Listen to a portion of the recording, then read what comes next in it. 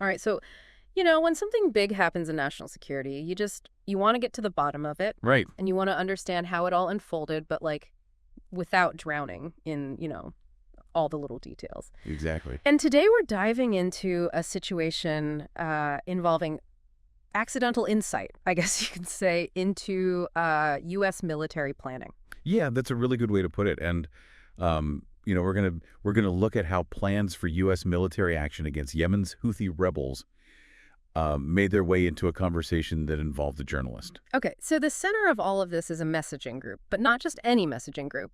We're talking about Signal, right? The encrypted messaging app. Right. And we're talking about high-level Trump administration officials, right? We're Mhm. talking about people like Pete Hegseth, the Secretary of Defense, and Mike Waltz, who is National Security Advisor. Right. And this group was called Houthi PC Small Group. And this was the place where they were apparently coordinating the administration's response to this situation with the Houthis, particularly in the 72 hours leading up to a planned military strike.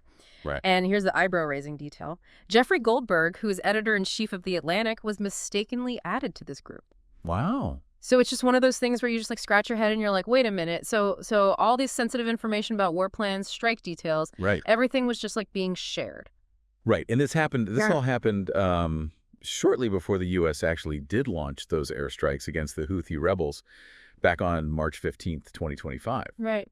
Now, for some of our listeners who may not be super familiar with the Houthis, they're a Zaidi Shia Muslim group who are embroiled in this long civil war in Yemen. Mm-hmm. They've increasingly aligned themselves with Iran, and that alignment has made them kind of a big player in the region in terms of stability and things like shipping lanes. And the National Security Council, they confirmed that the message thread was authentic and that they are reviewing how a journalist ended up in the channel.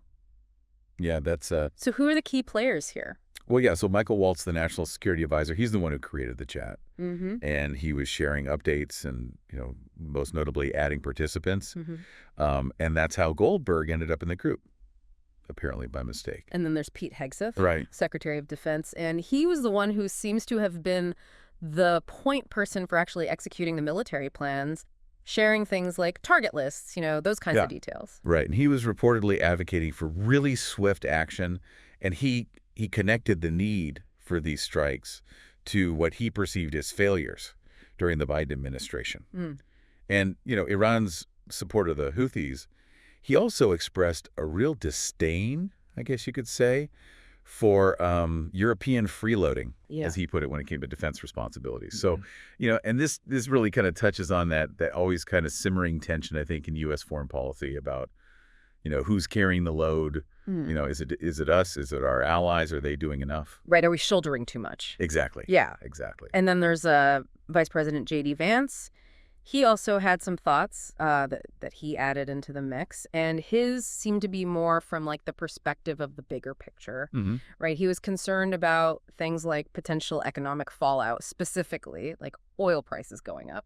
Yeah, he was worried about that. And he also questioned whether the American public would really get why this was necessary, given that it only like a relatively small percentage of U.S. trade goes through the Suez Canal compared to a much larger portion of European trade. Yeah, and that concern that we might end up being perceived as bailing Europe out again really is an interesting insight, I think, into how some folks in the administration were thinking about America's role in the world and maybe how they view our alliances.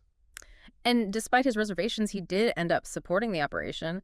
She Oh. actually closed one message with a prayer for its success. Right, and even more interestingly, I thought he also reportedly wondered if President Trump himself was aware of how this military action might not totally line up with his stance on European policy. Hmm. So a little bit of potential tension there Yeah. within the administration. And of course, Marco Rubio, Secretary of State, Mhm. was in the group as well.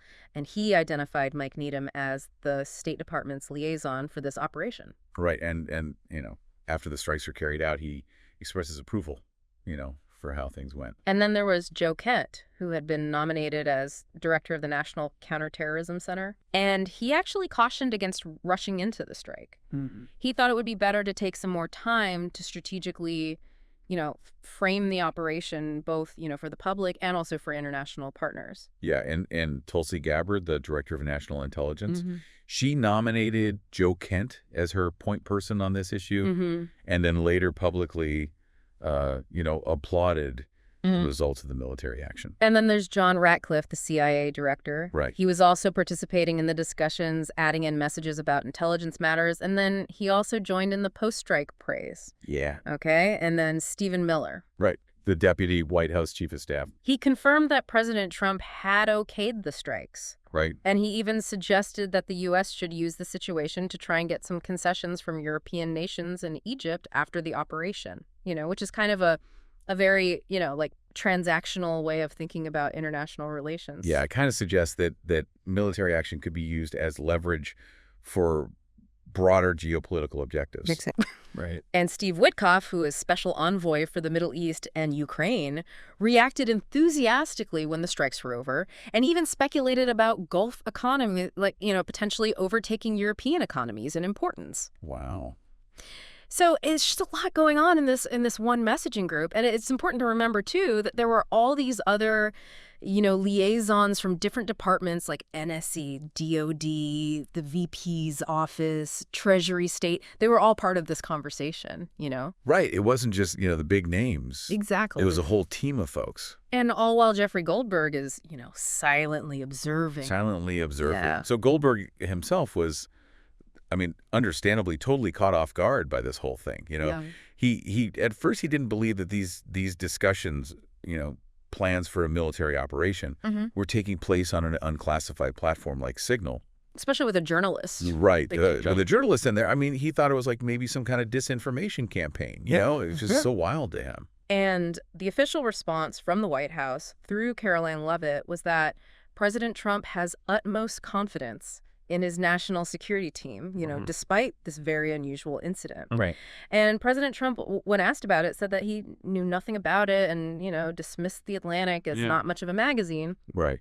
But then later on, he actually kind of downplayed the accidental disclosure, and he actually amplified a satirical article that suggested that it was a deliberate leak, like a strategic leak. Yeah. Which is very interesting because that kind of, raises the question about, how different actors within politics choose to frame these things. Right, exactly. And it depends who you ask, I guess. Exactly. So the National Security Council, they came out and, said, look, this message thread appears to be authentic, through their spokesman, Brian Hughes. And Democrats on Capitol Hill were really not happy about this. Yeah, they were pretty upset. Some very prominent figures, including people like Chuck Schumer, Jack Reed, Mark Warner, Eric Swalwell, Adam Smith, Gregory Meeks, Jim Himes, Gerald Connolly, they all said that this was just a really dangerous breach of security. A stunning and dangerous breach, as they put it. Exactly. And some even said that it could potentially be a violation of the Espionage Act. Wow. So they demanded investigations, accountability. People were calling for Hegseth's resignation. Yeah.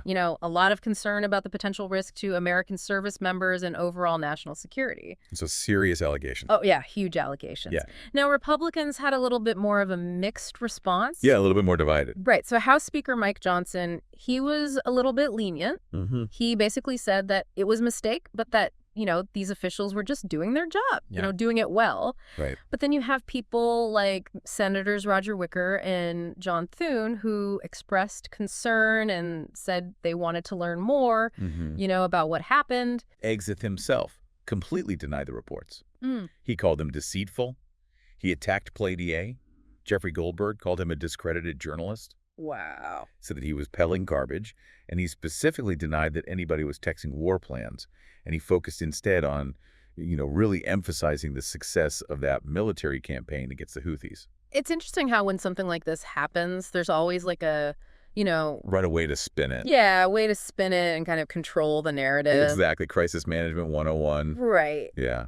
But Senator Mark Warner did not hold back. He did not mince words. He did not mince words. He called it gross negligence on steroids, and he voiced this very real concern that allies might not want to share intelligence with us anymore. Right, because they might not trust us. Exactly, if they think that we're this careless with classified information. Yeah, which would have huge, repercussions for intelligence sharing, and national security as a whole. Governor J.B. Pritzker from Illinois, He also weighed in and said that he thought Hegseth was completely unqualified.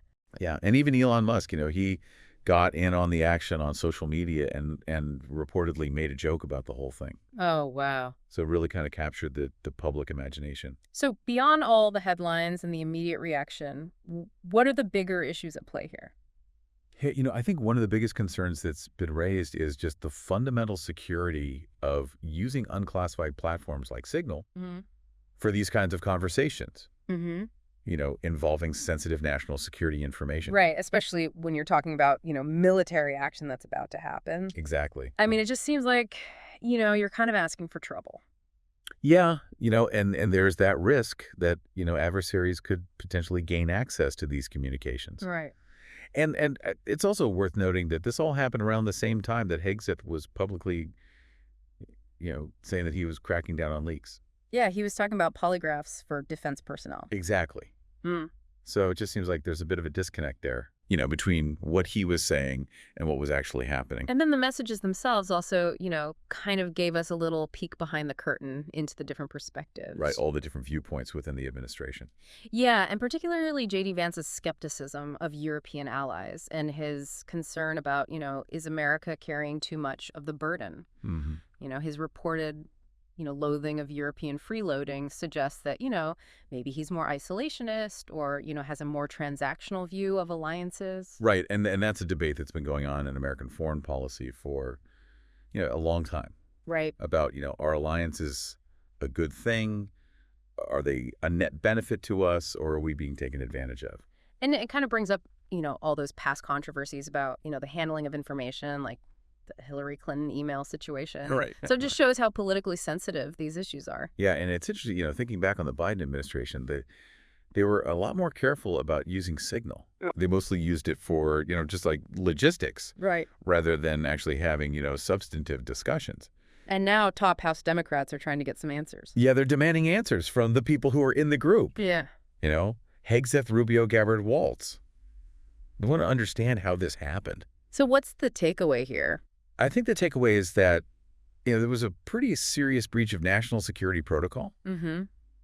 Very sensitive discussions about a planned military operation were happening on an unclassified app, and a journalist was accidentally included. And it created a lot of chaos. Yeah, a lot of different reactions. People were, alarmed and wanted investigations, and other people were trying to downplay it. And Right. it really highlights, just how important communication practices are and how important security awareness is at the very highest levels of government. So where do we go from here?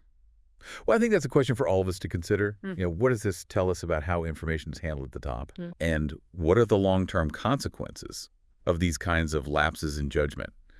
Not just for U.S. national security, but also for our relationships with our allies and even with our adversaries on the world stage. So much to think about, and it's definitely a story that is still unfolding. Yeah, this is not over. Absolutely not over. We'll have to see what happens next. We will indeed. So we encourage all of you to keep following this story, and form your own informed opinions about what it means for the security and standing of the United States. Right. All right. Well, thanks for joining us for this deep dive. Yeah, thanks for having me. It's been a pleasure. Likewise. See you next time. See ya.